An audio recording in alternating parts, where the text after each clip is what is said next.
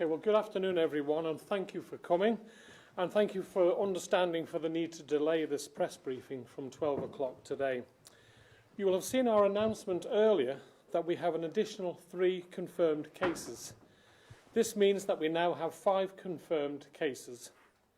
The Health Minister can tell you a little bit more about these cases and will be able to share the latest statistics with you regarding the number of tests conducted and also the work of our COVID 111 line. So over to David. Thank you, Chief Minister. Starting first with the COVID 111 line. In the first 2 days of operations, the line has taken 1,095 calls, and as a result, 155 people have been referred for testing. Testing results so far via the mobile testing facility has seen 145 tests completed to date, and we are now awaiting in total back the outcome of 150 tests. I'd like to take the opportunity to thank all of those dedicated staff that are continuing their absolutely sterling job of manning both the testing centre and the COVID 111 line. They, along with all the other health workers across the island, they are the front line of our response, and I can't thank them enough for their commitment at this very difficult time. Turning now to the 3 cases that you have already heard have been identified today. That gives a total, as the Chief Minister said, of 5 cases now confirmed. All of the 3 cases are self-isolating, none of them in a hospital setting, and the back tracing on all 3 cases has begun. 2 of those cases have travel history, very similar to the previous 2 cases, but crucially, 1 of the 3 cases has no travel history, and therefore it means it has been contracted somewhere in the community. This now makes it absolutely essential that we all follow the advice of self-isolation and social distancing. This advice is not there for the sake of it. It is there to protect you, your family, all your loved ones, and your community at large. This community, the case today, fundamentally changes the situation, and I cannot stress enough how serious it is that people follow the public health advice that is out there. Thank you, Chief Minister. And thank you very much, David. Now, as you can see, this situation is changing all the time, and the understanding of how this pandemic is moving through society is also changing. We are working closely with our partners across in the UK who are sharing their latest information. And obviously I have with me today the Ministers of Health and Education who will be able to answer your questions after I've made my statement. I've always said that we would make the decisions when we judged the moment was right. I have chaired a number of meetings this morning, including an emergency meeting of the Council of Ministers this afternoon. And in light of the evolving situation, we have agreed that it is now the moment to move to the next stage of our plan. The Council of Ministers have today agreed that schools should close for most children from the end of school day tomorrow, Monday the 23rd of March. The Department of Education has been working with school leaders to establish how we will provide a safe environment for the children of key workers and vulnerable children. The Minister can tell you more about that shortly. Before I hand over to him, I would like to say for the record that I'm grateful for the engagement from the teaching leadership group. They, like me, have the best interests of the children at the forefront of their minds. We have valued their advice. Over to you, Alex. Thank you, Chief Minister. Good afternoon. Our culture binds us together, but we have to embrace radical change for the health of our nation. On Friday, the Villa Marina, Cinema and Gaiety Theatre closed for the foreseeable future. Shows have been postponed and the Guild has been cancelled. All Manx National Heritage sites have closed. Shenniger's Dew and other important Manx festivals will not go ahead. And yet performers are already proposing safe outdoor events to keep our culture alive.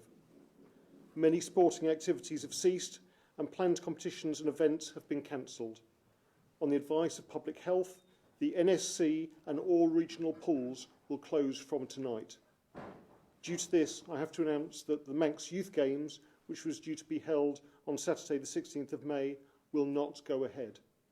The Isle of Man Sports Awards, which was due to be held on the 2nd of April, has also been cancelled. We are all anxious and fearful of what damage this virus may bring, but our young people are suffering the fear of their friends and families, their education and their future. We've been working with all the relevant exam boards to ensure a level playing field for our students and their UK counterparts.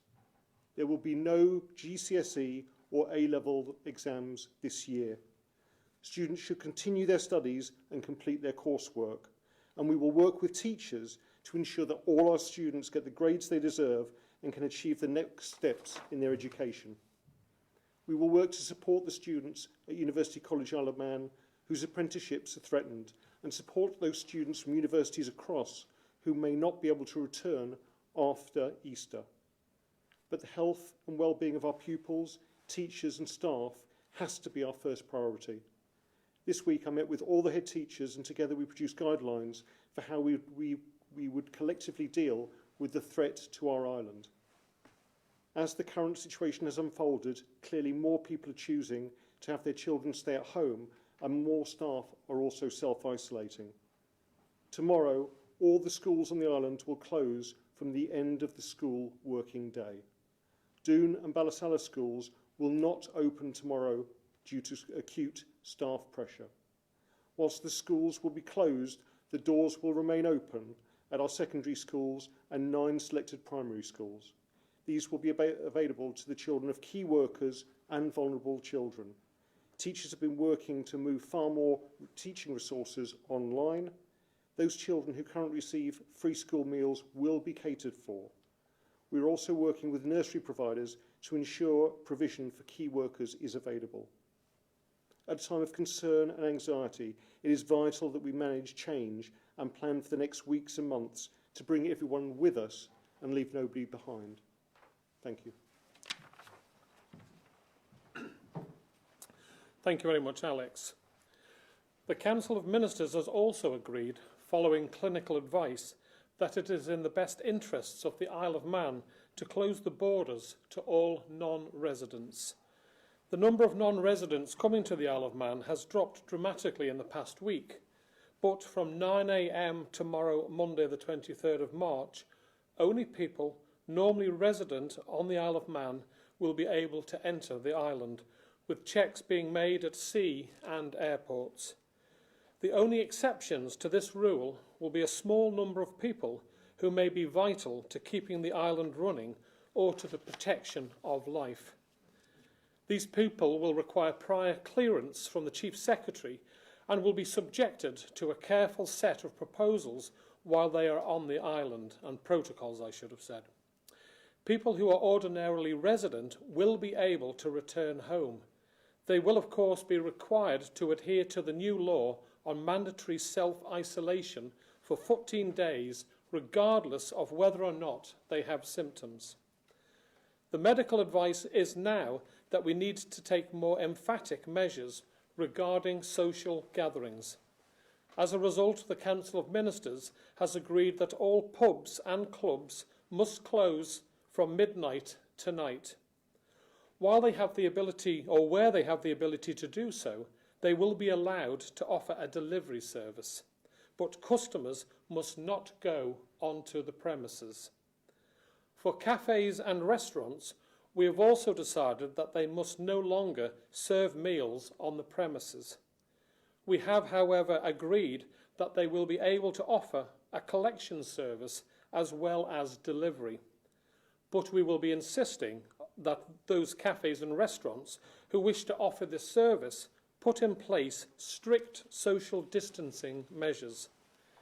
If people do not follow this, we will have to reconsider this flexibility and to look at complete closure. We have also agreed that all gyms and other fitness centres must close from midnight tonight. As part of that, we will be closing the NSC in its entirety. I would like to talk about the economic impact of COVID-19. I cannot overstate the challenges this is likely to pose. Work is being led by the Treasury Minister, working closely with the Minister for Enterprise on measures to support the economy and our workforce. There has been extensive consultation with business. Work on the package is currently being finalised. The Treasury Minister will be here with me tomorrow at 10 a.m. to make a full statement and answer your questions. I hope that you will be able to hold your questions on this important topic until then. Meanwhile, I would like to put on record my thanks to him and his officers. Before we take questions, a plea. We all need to do more. We need a wholesale change in our behaviour. We all need to take more seriously our individual responsibilities.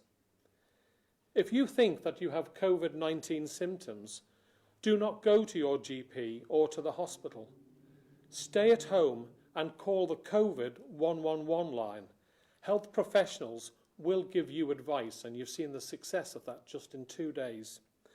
But even if you do not have symptoms, you must make a change to your behaviour. This is no longer optional. Everyone needs to respect the rules on social distancing. Stop social gatherings. Do not have friends over for dinner.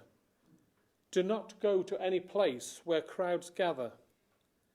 This is the moment for everyone to carefully consider whether any trip is necessary. If it is for something essential, such as shopping for food, then maintain the 2-metre rule, or 6 feet in old money. But if someone is within reach, then they are too close. We recognise that these new measures will put a strain on people, including on their mental health. Following careful consultation with our clinical experts, we have agreed that if you are not showing symptoms and if no one in your household is showing symptoms, then you can go out for a walk or fresh air as long as you maintain a safe distance from anyone who is not a member of your household. If we feel this flexibility is being abused, we will have to review. On food shopping, I need to record my thanks to the food retailers for having taken steps to enable our most vulnerable to get what they need. There is plenty of food and other supplies for everyone. Freight is coming in and will continue to come in as normal. We need everyone to act responsibly. Buy only what you really need. If you do not respect the rules on social distancing, it is not just yourself that you are putting at risk. It could be our health professionals as you put at risk. It could be the key workers we need to keep our community safe. It could be your loved ones. It will certainly be the most vulnerable members of our society. On this, I would like to urge all those who are over 70, those with underlying health issues or pregnant women, to stay at home wherever this is possible. We need you to help us to help you. These will not be the last announcements we make. I know we will have further to go. I want to ensure that we do so in a controlled manner. We all love our island. We all need to do the right thing and slow the spread of COVID-19. If you can stay at home, please do so. If you absolutely need to go out, then keep your distance. Thank you. We will now take questions.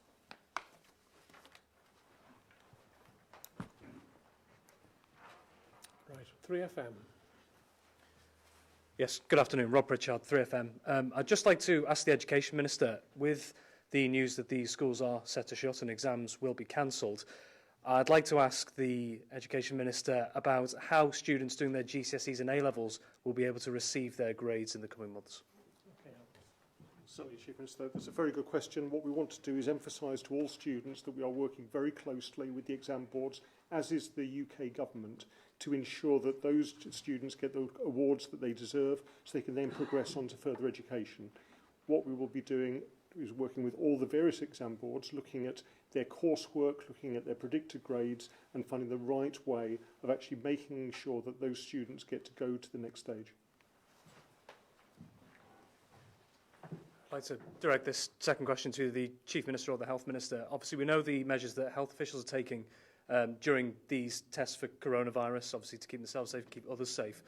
But as we've seen in the last couple of days, the police have reported a lot more reports of people breaking self-isolation, whether they're true or not. They're having to follow up on these. I'd just like to ask as well, what protection police officers have in the execution of their duty when they're following up these leads, just on the chance that someone who they do have to speak to may have the virus? Okay. David, do you want to comment on that? Yes, thank you very much for that, Rob. In relation to the police, where it is someone, it's the same rule as with health workers. If someone is showing symptoms, then they will be provided with the necessary PPE equipment in order to undertake those duties. So it's no different to health workers. Okay. Alex, you wanted to come in with some questions, huh? Quite simply, for the Education Minister, why are schools staying open tomorrow? The evidence is that the virus is on the island. We know that it doesn't necessarily affect children in the same way as it affects adults. And we made the pragmatic decision to wait until the end of school tomorrow to give parents the warning time, the actual ability to drop them off, make other arrangements for Tuesday. We've been working very closely with all the head teachers today to use their flexibility to do this at a time when their own staffing levels are falling because of self-isolation. So it's a pragmatic decision to ensure that nobody was accidentally dropped off at school and left alone. If I can say, we've been learning from how others have handled this situation, and also you've got vulnerable children that will need looking after. The food for those children who are provided with food at their schools by the government, and also making sure that we understand who our care workers and who their children are, so that we can give out good information to enable the key people, the key workers that need to carry on helping to look after us and help the island continue, that we have properly prepared them to know, so they know where their children go to, etc. It's a more controlled measure rather than just stopping it. And we've done this in working with the teachers, and I really do again thank the teachers for working with us on this and coming up with a solution. Right, Paul. Paul Moulton, MTTV, probably for the Minister of Health. What more can you tell us about this person who's contracted the disease without being overseas? Because clearly people need to now know who it is. I know you've got all issues with giving names out, but it'll come out in social media within seconds, I'm sure, by now. Surely we need every possible way of finding people who have met that person. I mean, even the police would say their race, their age, and if they're male or female, wouldn't they? I mean, you get something more than just somebody's got it normally, but I know we're in difficult times or whatever, but shouldn't we all be now trying to find and locate people who have had contact with that person? Well, I don't think it's, for a witch hunt for going finding those people. We have to do the checks to make sure. The most important thing is finding out who they've been with. Did they fly in on the island? So we then have to go through. We don't know the person's name, do we? So well, how do we know? We do, but it's not for you personally to go and try and find out who was on the plane. This is what public health do. But of course, when we can give you the information, we will. But everyone has the right to their anonymity. Not everyone will want to post their sickness. But they might want to post. They could post, right? They could post now. We don't stop them. I personally wouldn't if it was me, but everyone handles it differently. If they wish to, that's their call. David, do you want to expand on that? Yes, thank you, Chief Minister. Patient confidentiality is key. You referred to Paul, they could post on Facebook. They could. That's their own personal information, and they can, if they wish to share that, then that's down to them. But it is not for us to make the decision on whether that's shared. The trace back is done professionally. It is not for members of the public to be going out trying to do their own trace back. It is done in a professional and logical manner by public health. So you cannot say male, female, and age. So I cannot confirm any details other than what I already have, which it is someone who is self-isolating within the community. It is a mild case. All three of these cases, again, are mild. It does not require any hospitalisation or any hospital treatment, and they simply have to self-isolate until the symptoms pass. Very clearly said that this is a person that's contacted it, presumably here, on the Isle of Man.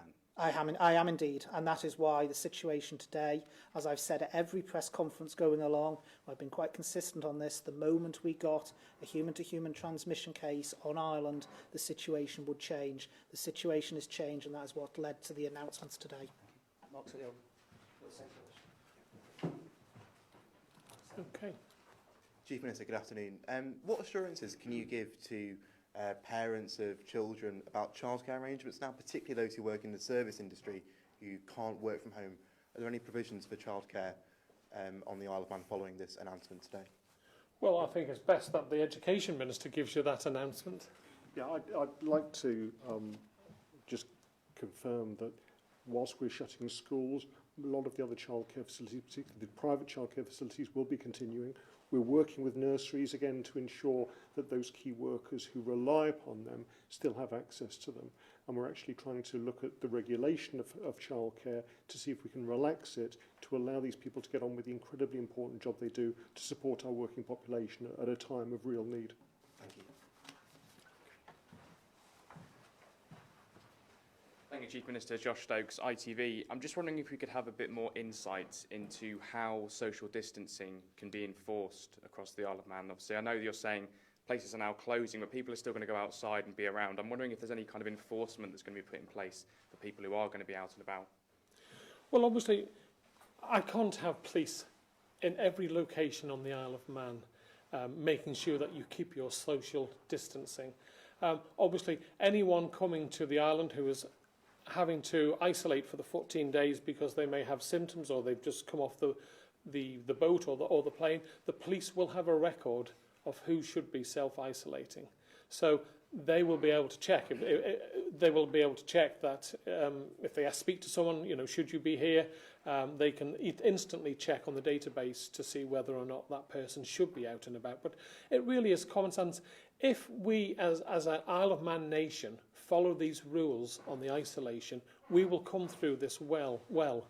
If people break the rules and regulations, as I've said in my speech earlier on, we are letting everyone down. That is how it is spread. It could be how you catch it. It could be how you give it to your friends or your vulnerable neighbour. So it's a call to everyone to be sensible. Yes, if we catch people blatantly violating this rule, we will go after them. We have the powers to fine or imprison.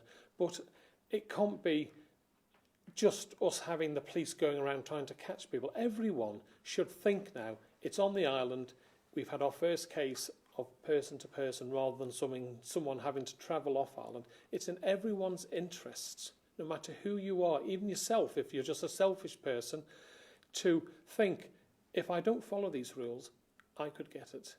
And I'm sure they don't want to get it. So it has to be everyone taking responsibility for themselves and their fellow residents of the Isle of Man. My second question is to the Health Minister. Health Minister, I just wanted to ask really, we've had confirmed cases now and it's gone up to 5 now quite quickly, you could say, on the Isle of Man.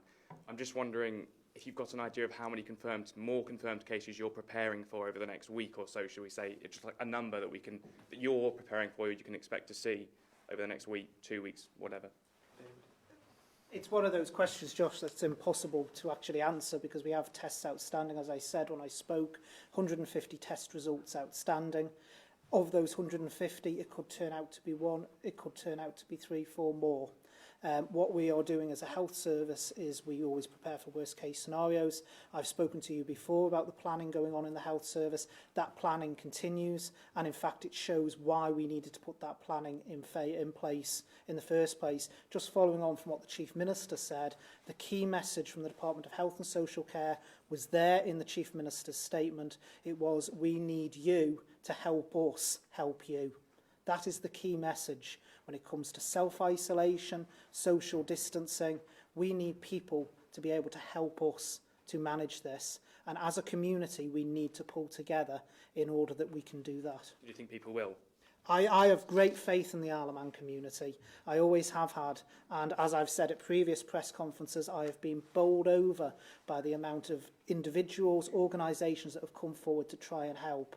But now is the time for everyone in our community to step up to the plate. And if people do, then we'll be able to tackle this. June, if you'd like to come on, then Alex. If I could just add to that, there's been an awful lot of fake news going around. I got an email today saying there's numerous coaches going around the island. Well, they might have been around the island days ago, but they've all left the island. They were here before we brought in the 14-day ruling on people coming to the island. So I would just ask people to be responsible in what they're posting on social media, because is it true, is it factually correct, or is someone down the road giving you a half-garbled message? That's how we panic people, and we've got to be sensible about this. So there's a clear one. 3 coaches, someone said, on the Isle of Man today, absolutely disgraceful, straight off the boat. Well, absolute rubbish. 3 coaches have gone back. They were there on the island already when we announced it. That's fake news, folks. And we just got to be careful that we, as an island society, are responsible for the. This is for the people out there listening to this, that they are responsible with what they post, because it's only upsetting people who will get really. There are some people who are isolated, living on their own, seeing these postings which are totally untrue and getting really upset about it. So those people who are doing social media, social postings on Facebook, etc., please, can they think twice before they put a posting that they may have no clue as to whether it's true or not. June. Thank you, Chief Minister. The first question really is for the Health Minister. He said that the cases we have at the moment are mild and those patients are self-isolating at home, which is obviously good news that they don't require hospital. How prepared is Nobel's hospital? Because you're obviously planning, you always plan for the worst case scenario. And are you at a stage where you will be looking for retired professionals to come back? Are they on standby in case they are required? Okay. Taking the last point first, if I may, June, in terms of the retired health professionals coming back, yes, that is already underway. It's been underway for quite a substantial period of time now. We've been putting in place the various indemnity cover they need, because obviously they're no longer practicing health professionals, which has taken some time. But yes, those plans are now very well advanced. And in relation to the Nobel's hospital preparation, you'll remember Dr. Ransom, our medical director, was here yesterday, and she explained about what was going on in wards 1 and 2. That is part of the preparations, and also ICU as well has been undertaking preparations. So we are prepared. The department has been preparing basically since February, that we may well have had confirmed cases, and that preparation is now paying off. Thank you. And second question, probably for the Chief Minister. Yeah. He mentioned obviously that bars, cafes and things will be closing, permitted to do takeaway food. We had somebody raise concerns with us today about the enforcement of the health standards. While they were stood in a queue this very lunchtime, people were stood a couple of metres apart, but when they come to pay, cash was handed, no gloves were worn, and all the condiments, such as the ketchup, the mayonnaise, was all there for everybody to put their hands all over. Will the Public Health Department be out and about ensuring that people are following these hygiene guidelines? Thanks, Joe. It's a really good point, so thanks about that. Yes, we will ensure that spot checks are made. We'll also be having police going around. We'll be having, obviously, people reporting it back to us. We are trying to help the people that may. Not everyone is a cordon bleu chef, let's be honest. And if they're used to buying takeaways, then I'm fine with that. But we have to be sensible about this, folks. If people abuse it, and it could be a way of spreading it, then we will have to stop it. So we are genuinely trying to be as helpful as possible here, but ensuring that we don't allow this to cause the spread. And if people do the 6 feet or the 2 metres, however you like to work in, whether it's feet or metres, then that will work. Otherwise, we might have to say, right, no one can go to pick up food, and it'll just have to be people dropping off food orders to people's houses, and that will obviously slow down the availability with people doing delivery service, and then they will have to be sensible. They will have to deliver it and walk away, and obviously as much payment by credit card is going to be key on this one. But thank you very much. Alex, I think you wanted to come in. Just one more. Sorry, Education Minister, I've got my breath back now. So it's for the Education Yeah, Minister. Education Right, Minister. Alex, would you like to take over? Just some clarity, you said there were 9 schools going to be open tomorrow. Just wondering what exactly they'll look like, what will be going on in terms of functions, and what protections are going to be in place for teachers who are still on staff there? Yeah, that's a very good question. As I said at the outset, the safety of staff and pupils is our priority. The 9 primary schools are the ones that have all the facilities for those children who may have special educational needs, and we need to make sure that those facilities are still available. It means that those children of key workers and vulnerable children may not be going to their usual school. They may be going to the nearest school available, and we'll be working all this out over the next 48 hours with all the head teachers who've been incredibly supportive. We'll need to transfer staff to work in different locations. We'll need to make sure that the support staff are working in different locations. But there is the will to get this right, because as I said, we do not want to leave those children behind. We want to make sure we can still look after them, to allow those key workers to carry on presenting to work and providing the frontline essential services that we all need.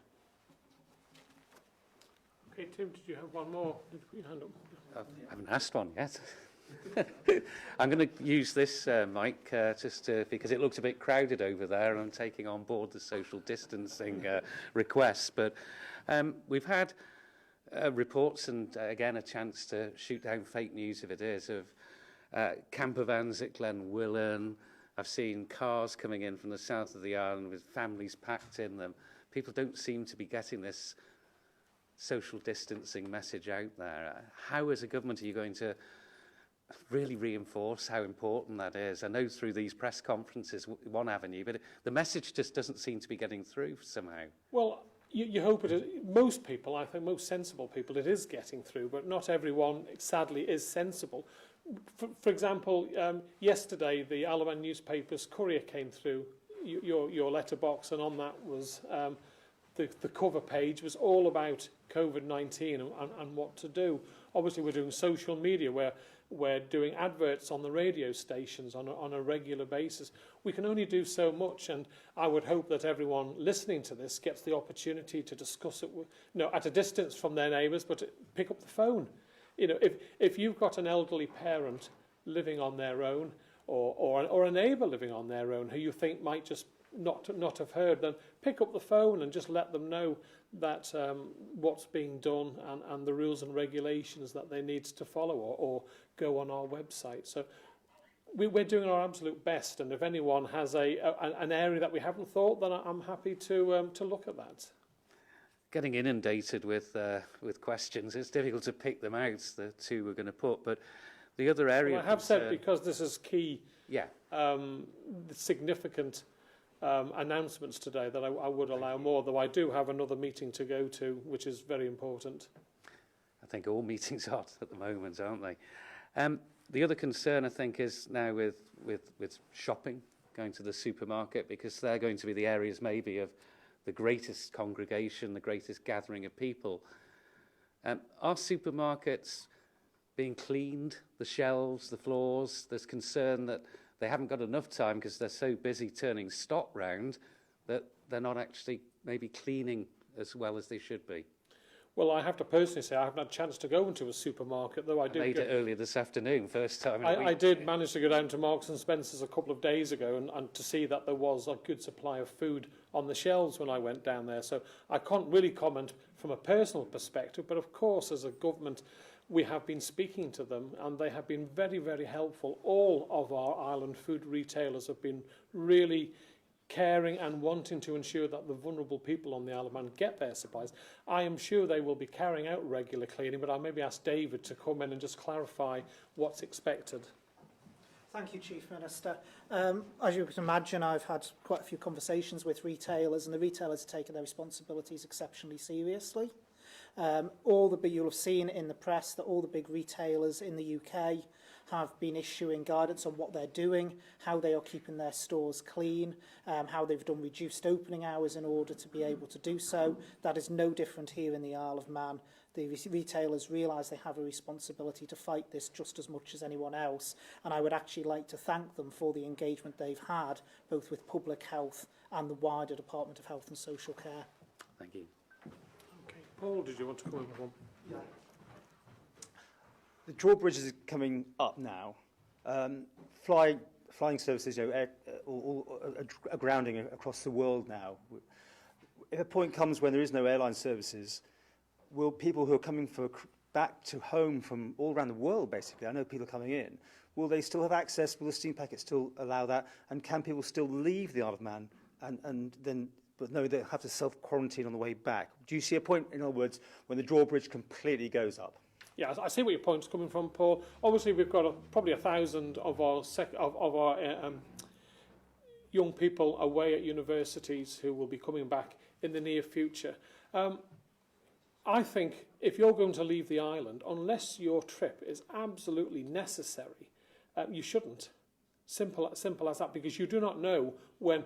I give you everything that we know, the latest thinking when we do these presentations, but you can see how fast, I mean, people complain he's saying fast and fluid again, how quickly we have to make decisions. So if you are prepared to leave the island, to go somewhere where coronavirus is maybe at a greater presence, do not be unreasonable when we say, if we have to say in the future, I'm sorry, but no one, for a period of 6 to 12 weeks, no one can come onto the Isle of Man unless it's an emergency worker, say the power station, a specialist part and the gas turbine has broken or something.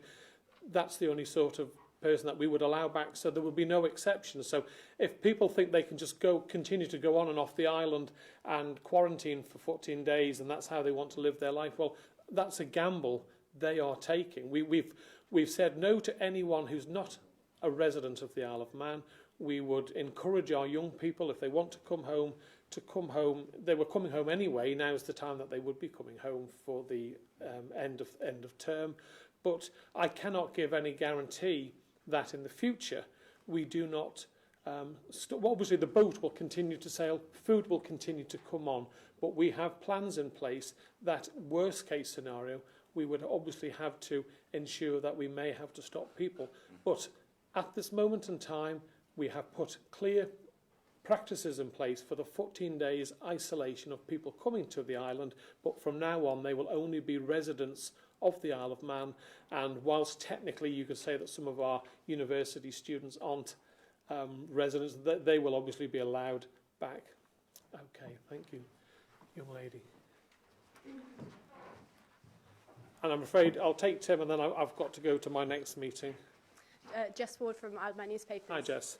We've heard quite a lot of concerns from teachers and parents who are saying that they have not received enough support for their students in terms of not getting posters about what coronavirus is and how to wash their hands, why they're washing their hands, that sort of thing. And they're also, certainly from primary schools, not having anyone who's trained in mental health to go in and speak to the children and go through their sort of fears too. So I'm just wondering, in terms of these 9 schools now, what are you going to be providing in terms of those sort of things? Right, well, I'll bring in Dr. Anser. I'm surprised about the hand washing because I personally checked myself.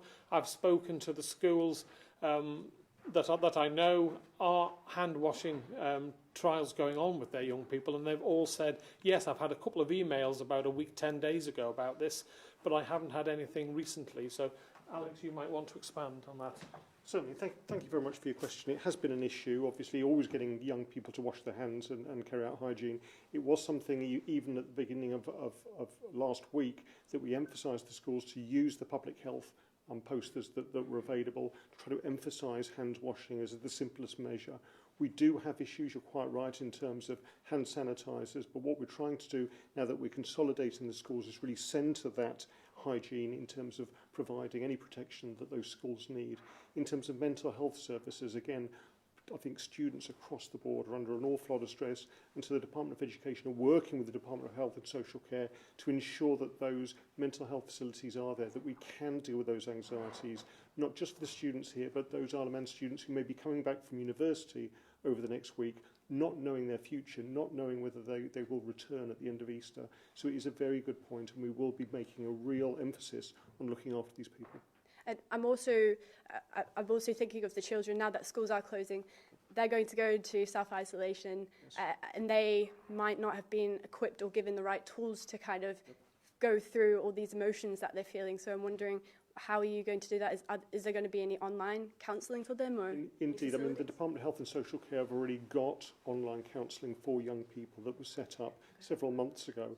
And I'm sure the Health Minister can comment on the package that's being put in for both young people and older people during a time of real stress. But one of the other things that we'll be doing, that some of the schools will still be open, and they'll have lists of pupils that they can contact by phone, contact by Skype, and support at home. And so even though the schools are closed and the doors are open, and that contact and that ability to reach out to those pupils will still remain. Do you know where they can access that, just off the top of your head, just so they can have a look at that?